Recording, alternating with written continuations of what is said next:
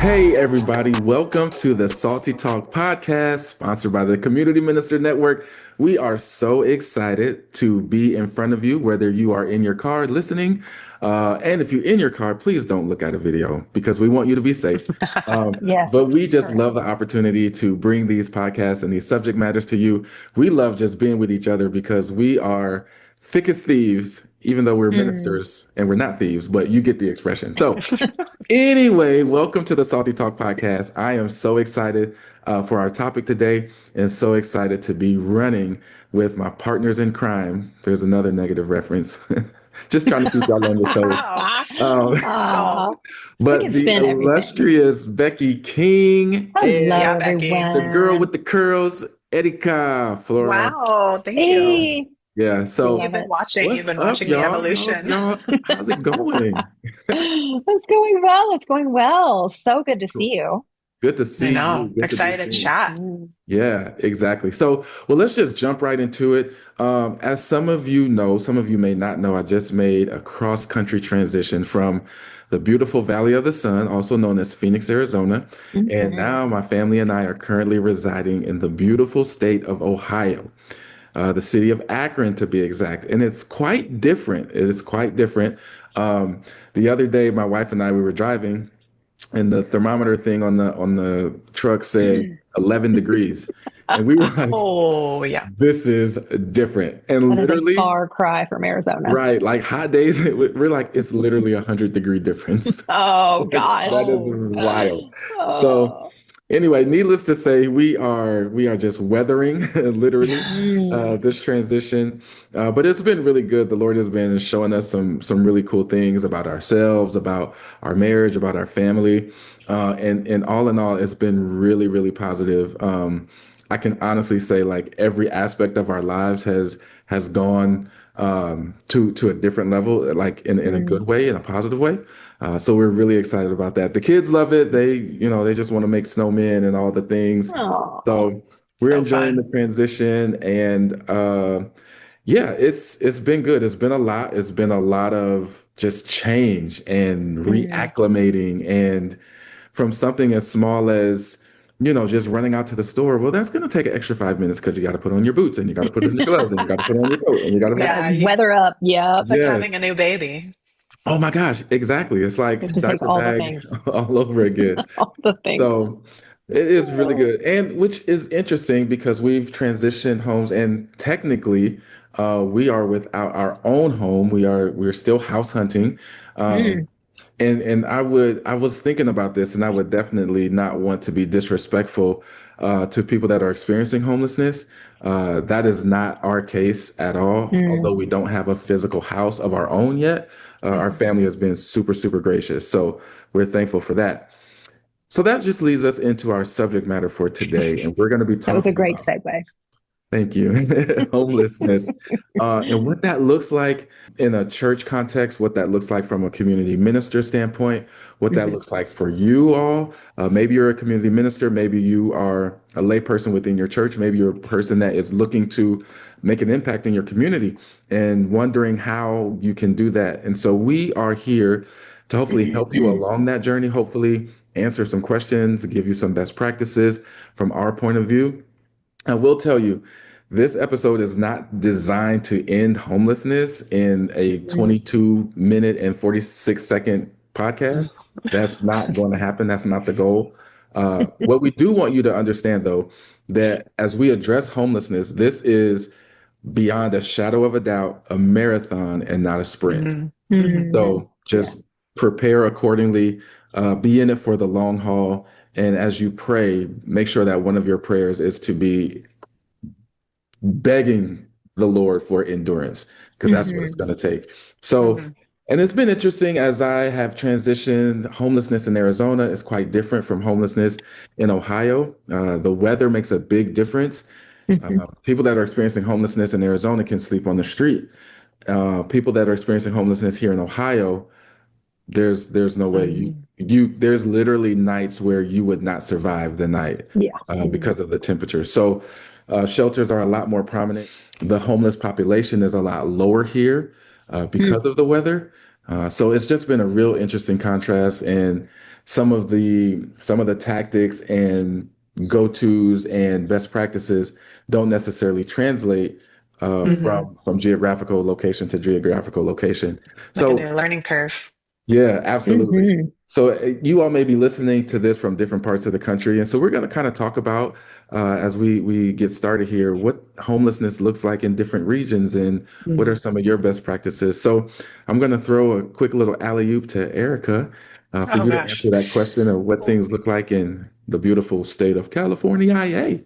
Mhm. Well, we have at the church that I work at, we have campuses in 3 different states. And so where I'm at, there's even variances in different counties. So like Orange County versus LA County versus San Bernardino County. It all looks different, but we are in California, so there are like encampments on the roads and a higher, more visible population here in California. But knowing that you can't always see homelessness, right? You've got people Mhm. living in and out of motels, you've got people couch surfing, and of course, every state has like a definition of what they consider homelessness to be. But all of us talking and those of you listening know that somebody that doesn't have stable housing, that that can manifest in all types of different ways. And Mhm. so campus that we have in northern Minnesota, in a town of 3,000 people, homelessness is not visible, but it's very much an issue there. And so it's just learning how to have new lenses, which maybe, from Arizona to Ohio, it's like completely different, to figure out what it is that we're looking for, right? Because it's not going to Mhm. be the same. And it's harder to get a feel for it when you can't quite see it. Like in LA, you see encampments all over the place. And then Las Vegas, very much like LA as well, very visible.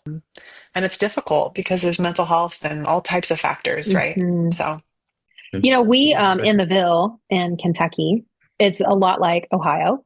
So it gets really, really cold here. We've got a lot of shelters and I mean, we have like when it gets super, super chilly here, like in the teens and the zeros and the negatives, we have like white flag days where all the homeless shelters, downtown in our areas that we have the shelters, they open their doors for all people. Normally they fill up in the summer to where so sorry you got to sleep out on the street or whatever when it's warmer, but yeah, we have some certain like white flag days where it's mm, just we put up the white flag and it's like yep, everybody come in, it doesn't matter where you sleep, and it's just you wouldn't survive outside. mm, Homelessness in working with schools as a community minister too, there's a lot of students who are experiencing homelessness as well and like living in their cars.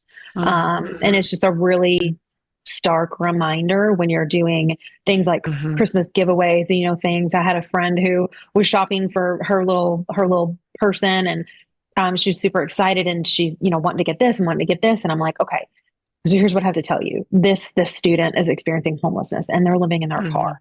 So mhm, your gifts are going to need to be different because they don't have a floor. They don't have mhm, that mentality that she was thinking is like Christmas morning, under the mhm, tree in their living room. And I'm like, okay, mhm, I love you, but I need to burst your bubble.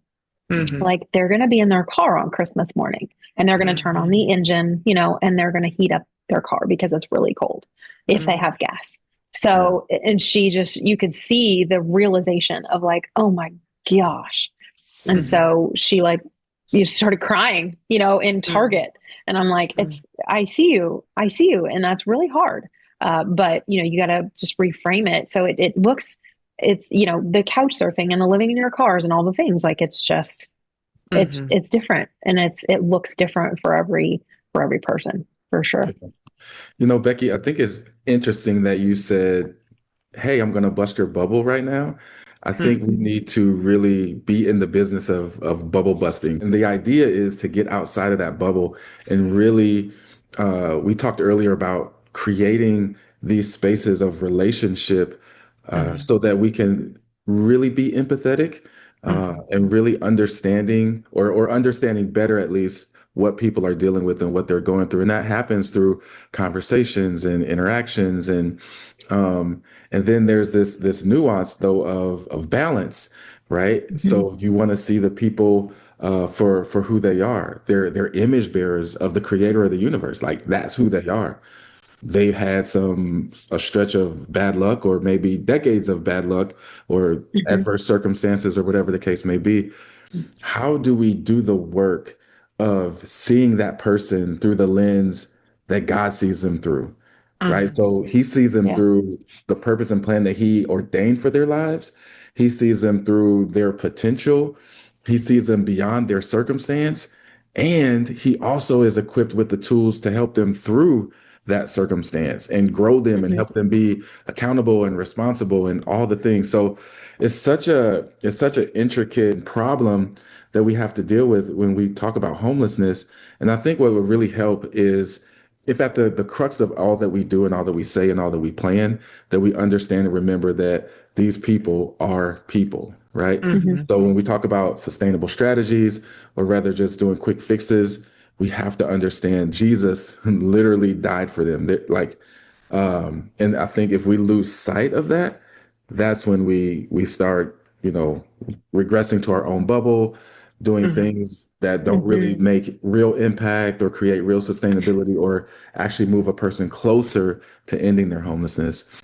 Yeah, totally. I feel like what you're saying, like we have to remember and really understand that they're human. I think not even just understand, like it needs to inform the action that we take, but I think Yeah. the empathy part's really important. So if you're listening or any of us, if we've never talked to, engaged with, had a relationship with someone who's experienced homelessness, it's going to be really difficult to have it inform how you approach, Mhm. respond to, interact with anybody who's walking that path, right? But there is this level of no one person's going to solve it. So anybody, one person listening, no one church is going to solve it, right? Mhm. A friend of mine that leads an organization that works with homelessness, he said, homeless, for someone to become homeless, it's years of broken down relationships and broken systems. And so it's not like in one night you've all of a sudden fixed it, right? Putting someone in a Mhm. motel is not going to fix it.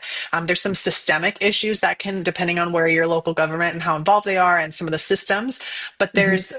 so some of the things Jerome's talking about, like, yes, there are sustainable things, but like, we have control of how we respond. So like, Mhm. whether it's in us as an individual first, it is. And then if we lead an organization or we lead a team, to be sure that empathy is the first thing we lead with, but also the awareness and the education of what resources are available, and the right path may not be the quickest fix. Mhm. So, Yeah. Agreed. Agreed. I think that it's so important what you guys are saying, and just talking about like those sustainability strategies versus like just solving the problem or what you foresee as the problem that's in front of you. A real life example of that is, we were literally having a dinner hosting all of the organizations that work with homelessness. And ironically enough, there was a fellow who walked in to the church and he was like, I'm homeless. I don't have anywhere to go. I'm like, mhm. buddy, are you in luck? Like I have You're in the right like spot. literally 5 people that can take you to their organization right now. I Hmm. was so excited for him. And he basically was like, I don't want to go. I don't need your program. Hmm. I don't want a program. Hmm. Hmm. He wanted to plug his phone in. I brought him a plate of food. And then after that, he left. He's like, I don't want Hmm. your program. I don't want you. I don't want your relationship. I just need to plug my phone in and get some apple juice and then, just leave. And, you gave me food and that's exactly what I needed. And Hmm. so, I was ready, even as a community minister, I was ready to like completely solve all of his problems, get him into Hmm. a program and get him into all those things. And that's just not what he wanted. That's not what he wanted. Hmm. So you can sort of get out in front of it.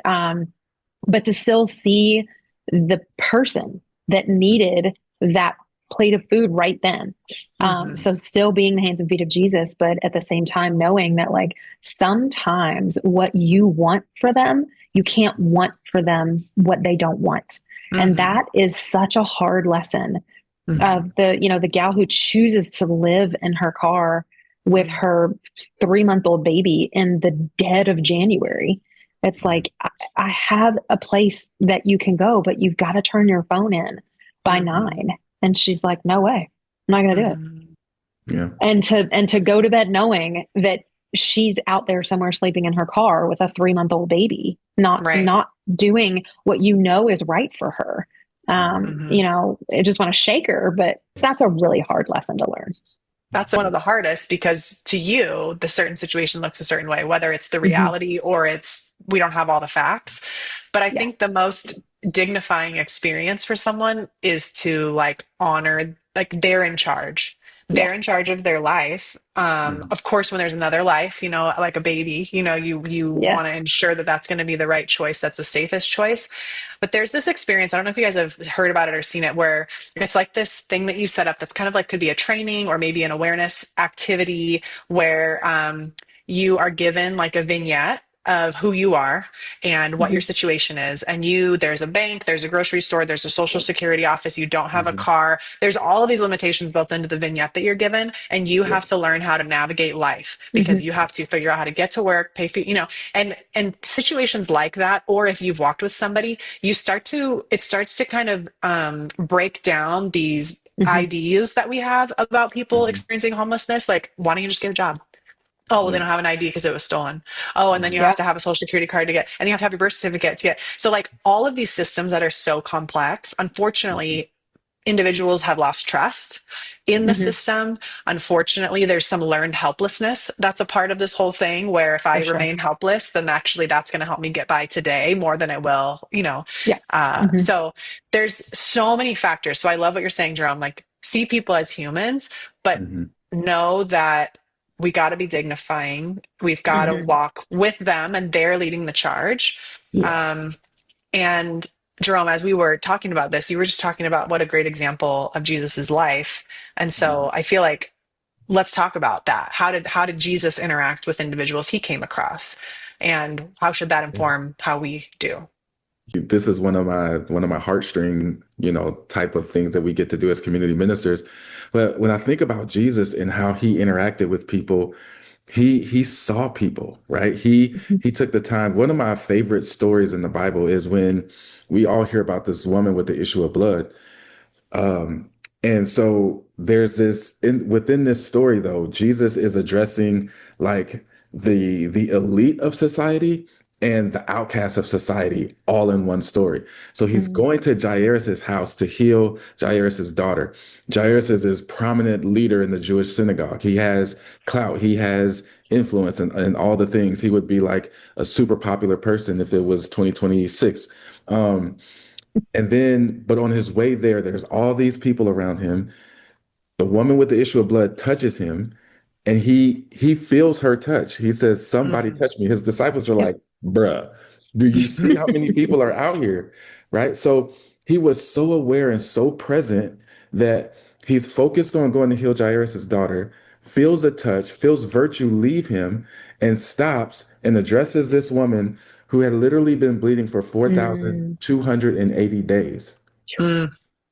Fully, Nope. fully aware, like locks in. He's not distracted. His phone's not buzzing. He's not Hmm. pulled away by somebody else that wants to Mhm. take a picture. He's locked into this woman, Hmm. and she begins to tell him her story.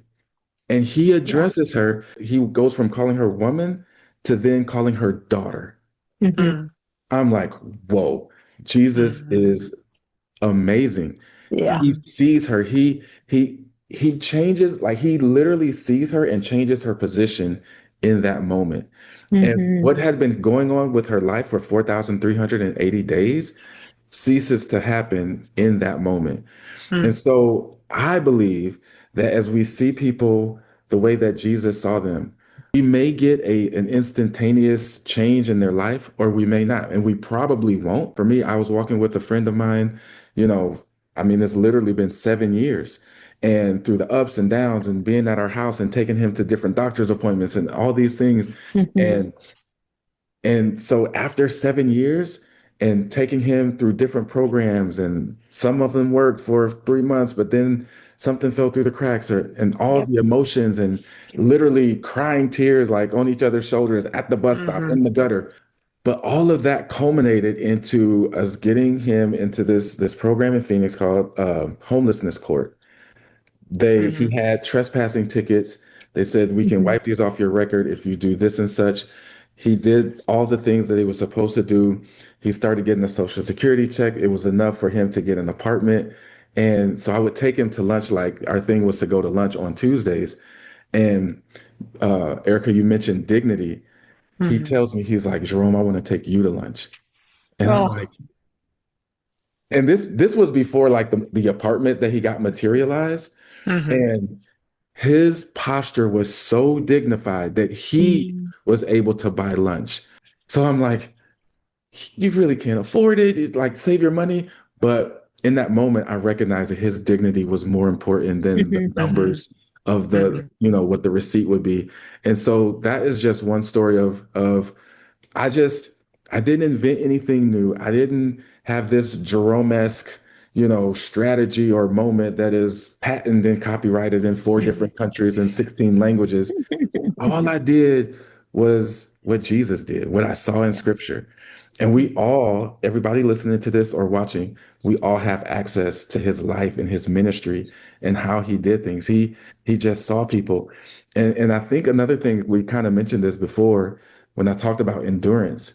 The only way that Jesus is able to stop and minister to that woman and see her fully is that he had to be going at a pace that would allow him to do that. Hmm. Hmm. Yeah. So You're as right. as we as we minister, as we engage, as we do our part to elevate the community, the pace at which we do our assignment is so vitally important. Hmm. Because if you're Hmm. going too fast, you're gonna miss it. You're gonna leave some things out.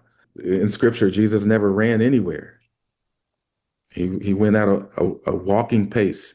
You Hmm. know, He did. Jesus, who had the ability to make things happen at the snap of a finger, still understood pace.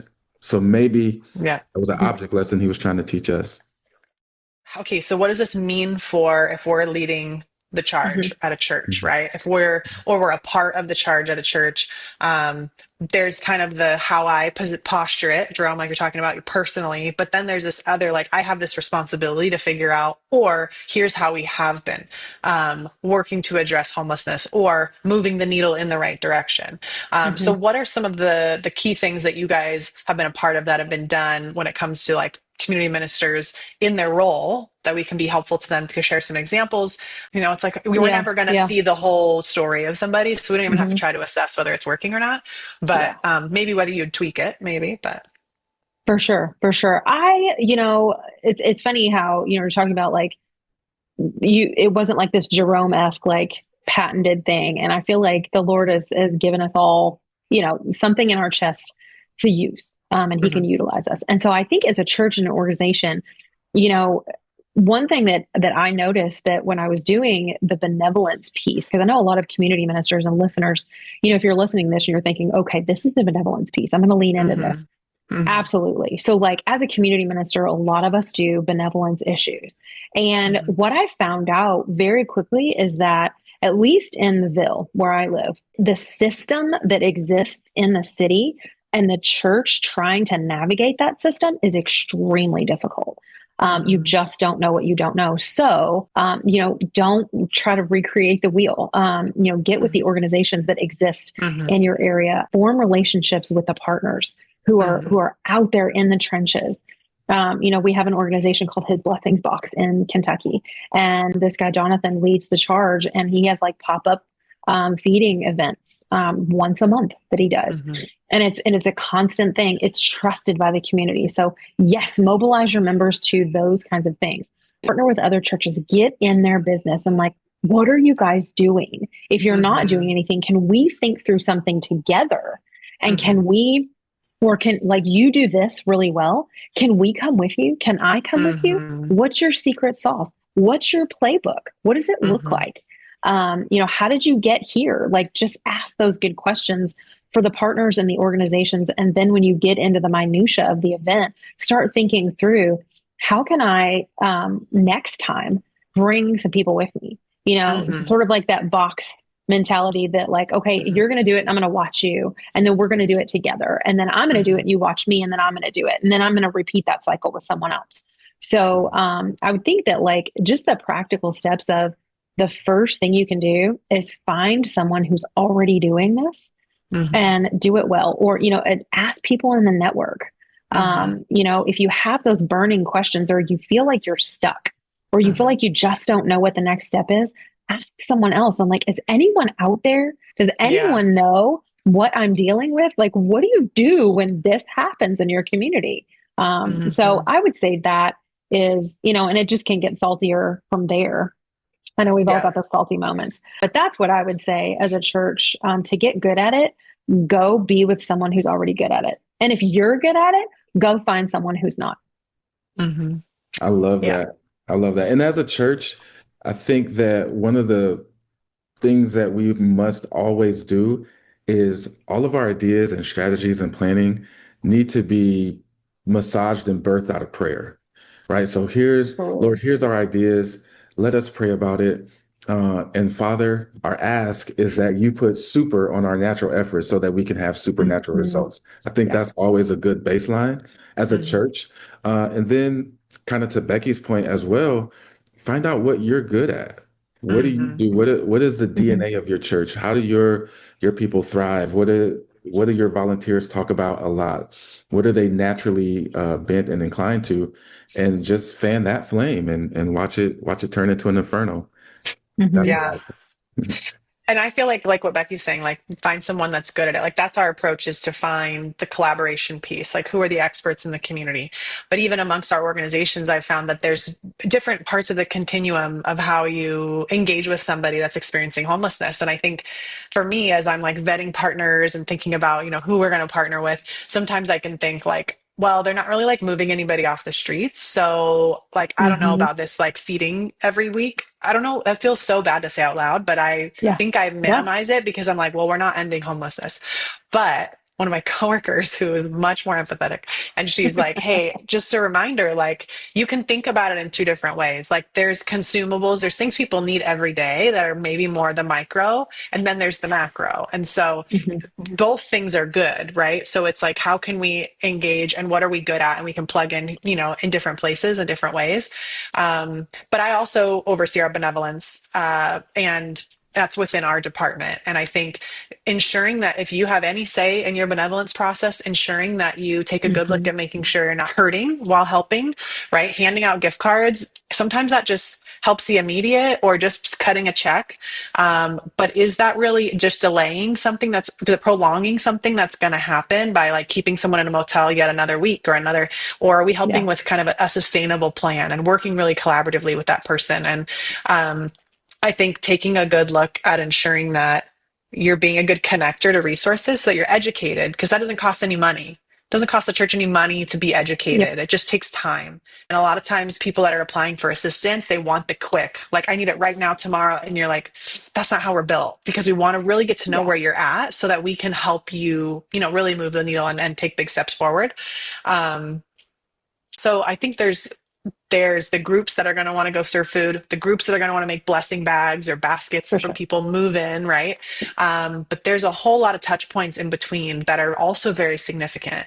Yeah. Um, we've done like there's local shelters, and so I always say that like, activities are really just things to sign up for on our website are just connecting people to people. So like if you want to do Yeah. art, cool, go do art with someone at a shelter, or go do art with Yeah. a foster kid, or go do art with a senior, like just whatever you're good at and you can bring some joy to somebody who's walking through like a dark season in their Mhm. life, or a season that might not have as much hope as they should have. And one of my friends said, I think I referenced him earlier, he said the opposite of homelessness is not turkeys or toys or even homes. Opposite of homelessness is relationships. And Sure. let's use Jerome's example. The reason why he's in a house right now and he is not homeless, because even though he doesn't have his own home, is because he has relationships. And Mhm. unfortunately, there's individuals that don't have community for whatever reason. Bridges have been burned, relational complexities, all types of things. But like, you being a friend and being a kind person that emulates the heart of Jesus to somebody could actually help move them towards not being homeless Yeah. more than just shuffling some gift cards or emptying your bank account to put them in a hotel for a week. So I feel like that has been a tough thing to try to communicate to volunteers or people at our church, because we're trying to Mhm. teach like a sustainable approach that may not be the favorite, but it's an approach that actually has some long-term benefits in someone's story. Hmm. Yeah, I feel like you need the tiered volunteer. You know, you've got Yeah. getting like super salty. Like you've got the people who are just like, can I just write a check? Like that's Yeah. great. You got those people, and you need those people. I mean, you got Hmm. to have the people who write the checks, Those people are whack. but we need No, That's their whack check money. not whack people. like, but We'll like take the write a check check. people's money. Right. That's Oh, funny. you're dumb. WAC, write a check, You're whack. dumb. Okay, anyway. Sorry. But I then, love you know, it. you've got the people who just want to go and serve the meals. Like, I just want to serve the meals. I Hmm. just want to be behind the table. I don't want to interact. But then you've got the people who are going to come out and really have that heart to heart conversation that I'm going to sit knee to knee, eyeball to eyeball, heart to heart, and have this relationship with you and think through what you're saying and ask you good questions and, you know, practice that interactive listening and really, really focus. And that's going to make them feel seen. And that's going to Hmm. give them the idea of like, oh my gosh, someone held space for me today. And that feels different than here's a quarter. Or Hmm. here's a couple of dollars as I drive by. Like that just Hmm. feels different. I mean, think about when the last time somebody held space for you and just listened, like truly listened, didn't interrupt, didn't make it about them, just Hmm. listen to your story. And Hmm. that is transformational. That's what will develop that relationship and that community, even if it's not long term. It's going to make them feel seen. And it's going to build that trust within that person to say, maybe there's other people out there that I can reconnect with. You know, just building that help, that hope to feel seen. Yeah, so I'm thinking, what about, since this is salty talk and we'll kind of land the Mm, plane with this, tell us about a salty moment where somebody may be abusing the system or they're holding up a sign saying, feed me, but Hmm. they don't really, they have a pantry full of food and yeah. they're just kind Hmm. of gaming or faking or doing the church to church thing or even doing the Christian shaming thing. Well, you're supposed to be a Jesus follower. You're Hmm. supposed to take care of Hmm. all of my needs and fix all of my bad choices and yeah, all the things. So Yeah. tell us about a time when you guys have dealt with that and how you deal with that Hmm. type of thing. Yeah. I would say super quick, you know, just the holiday assistance. You know, when Hmm. you've got people who are signing up, you're thinking, oh, okay, this is going to be the person who's living in her car, you know, with her children, and she's really in need. But they're asking for, you know they can't ask for like iPads or iPhones or anything, but they're asking for like a new charger for their phone that's more of an update than the phone that I have. Hmm. And I'm like, oh, okay, like that's interesting. And that they're, you know, all of the family resource coordinators, you know, this one family is on like 7 different lists. I'm like, that's a little cringy. Um, so, you know, just working through that and really having those good conversations with those organizations and saying like, okay, like I see that. Hmm. I see you. And just going back and having the conversation with the people and saying like, tell me tell me about your story. Again, fostering that relationship and coming right back to, you know, tell me, say more about why you're doing this, and just listening. And there's always something underneath. There's Hmm. always something underneath. It's not always that malicious. I mean, sometimes it is, but it's very surfacey. It goes back to their childhood or something like that. And you're like, ah, okay. Yeah, that makes sense. I see you. Yeah. We're all Yeah. just little kids running around. We're all Yeah, little versions of right. ourselves. I think for me, what we've learned to do is create boundaries within our systems. So we ask a lot of questions to try to weed out people that are abusing it. We intentionally say we don't do same day assistance. Mm, We have criteria you have to meet in order for us to be able to assist you. Because we've gotten the call that's like, hey, I was on the bus and so told me she got a new bed. So I'm calling to find out if we can get yeah. a new bed. Or people that, you know, when I first moved into my role, my coworker, he had been overseeing it for a while, and he is one of the most generous people that I know, but didn't have the boundaries set up. So it was like, well, Artie would always just deliver the gift cards to me. I'm like, well, Hmm. I don't, that's not how it's working now, you know. And I think because, you know, we're all trying to figure out how to manage being empathetic and human connection to human, right? Yeah. But figuring out what are things within our system. And then we can always say, I'm so sorry. It's our policy. Like here, and you have your policy to help protect you, to ensure that your funds are going to the individuals and the families that are working really Mhm. hard and not working the system, but working their own plan.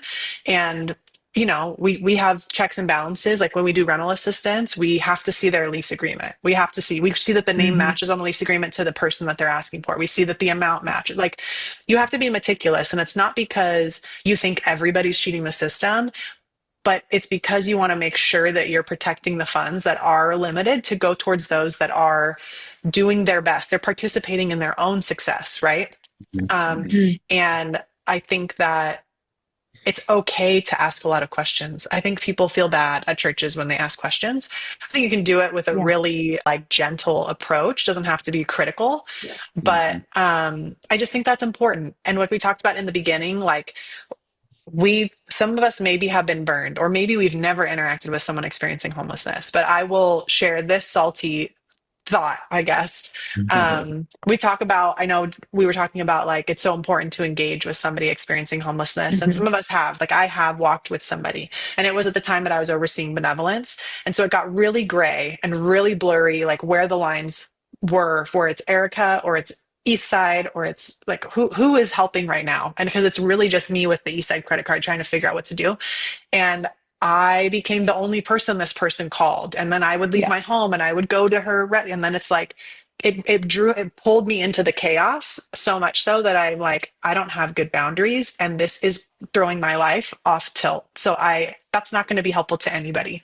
So I would say we all have to walk this fine line of making sure that we have good boundaries, yet also seeing people as humans and doing the best we can with the information that we have. And I think that's all we can Mm. be asked of.